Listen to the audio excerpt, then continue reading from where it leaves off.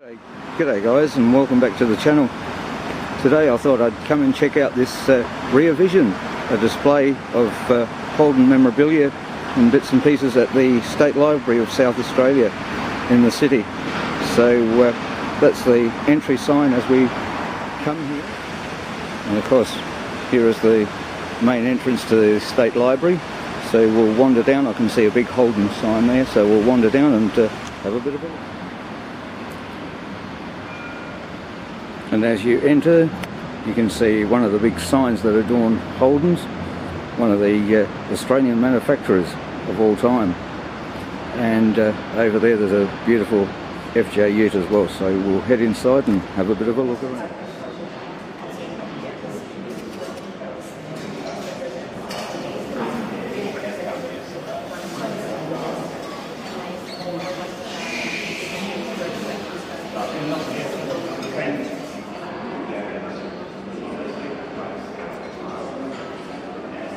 One of the great utes that are on display here. Absolutely beautifully restored. An FJ ute from the 1950s.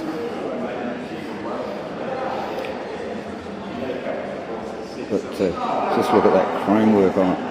Absolutely beautiful. And of course the all-important Holden badge. But that thing is absolutely gorgeous. Pity that ribbons around it, but nevertheless it's nice to see in person. Very early photo of bodybuilding, I guess at Woodville in South Australia, although they did have plants around, assembly plants around Australia, but the main place was Woodville in South Australia before they moved out to Elizabeth.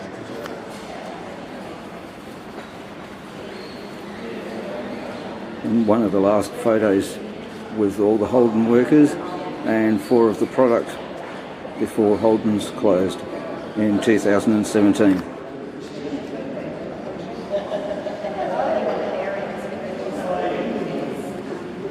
Bit of a matchbox or tracks collection of model cars of Holden's. Trying not to get any reflection. It's a bit hard because they're inside a glass case. And of course if you're really keen you can get a 750 piece jigsaw. If I had my tripod I could have it set it up and sit behind the wheel of an FC Holden. Bit of a cardboard cutout, that's all. And you could sit behind and have your photo taken. But this is the entrance to the main display area, and just through those doors there. And as we start, we've got the beginning in 1859 of James Alexander's Holden first advertised his coach and saddlery business in South Australia, and that was his first premises. And then later on when he became Holden and Frost, and apparently that's the horse's head that adorned the building back in the day, before they changed to a lion.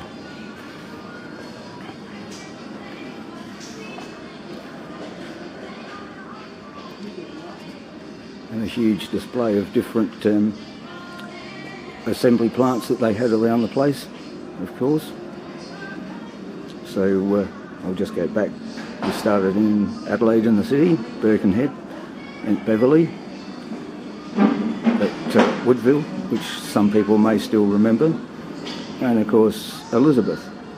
And my grandfather worked at both Woodville and the Elizabeth plant when it opened in the early 60s.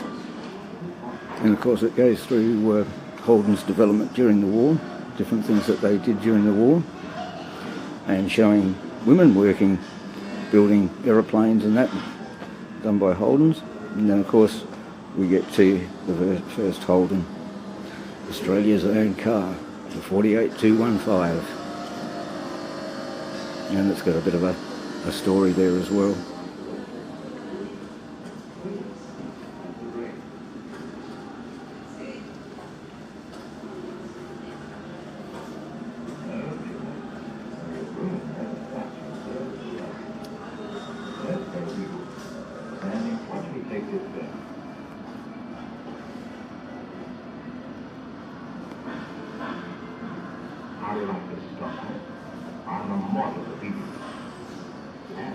and some of the drawings of the E.H. Holden. So these would have been the drawings that were submitted to planning, and of course they were building them then. And there's a familiar speedo for the both EJ and EH models.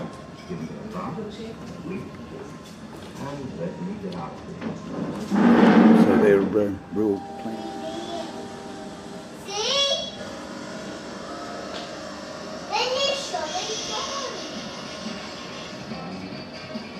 They think their lives too.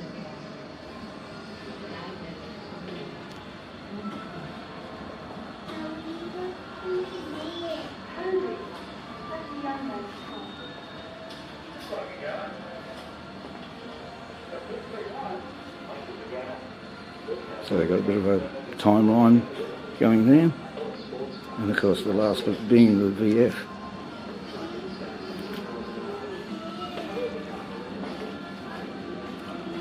Holden Monaro,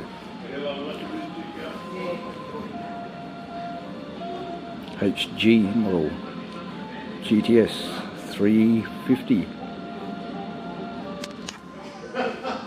and here's the last Holden engine that was made. Story about it, and here it is.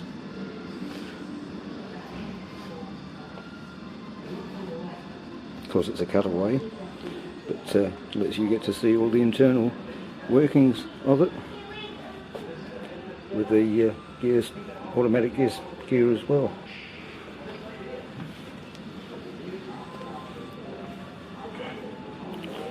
So that's what the last motor looked like. Still got the little hooks as well that they used in production. And of course the Tirana, when you're hot, you're hot. And I saw one of the old advertising photos for the LJ Tirana. And of course, who can forget the Sandman panel van? Move me, Sandman. And over here we have a rather cool display of Holdens in Lego. And they look like FJs to me. But yeah, quite interesting to see all the cars made in Lego. And of course the Holden Lion in Lego as well. And here's a bit of a story about Rear Vision, the Holden collection. General Motors Holden was a cornerstone of Australia's industrial identity and remained an important part of our social history.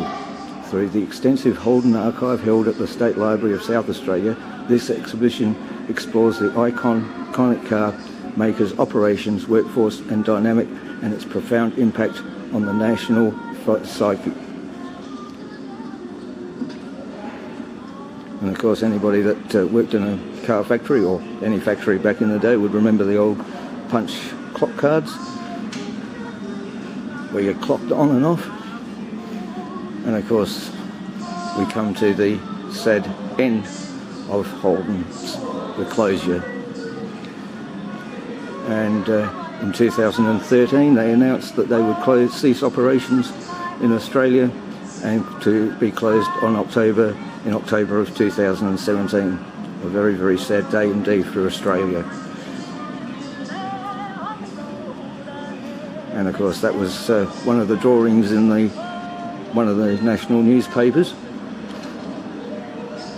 And of course one of the last photos depicting all the workers standing around the last Holden that was ever produced, with the totals from 1948 to 2017.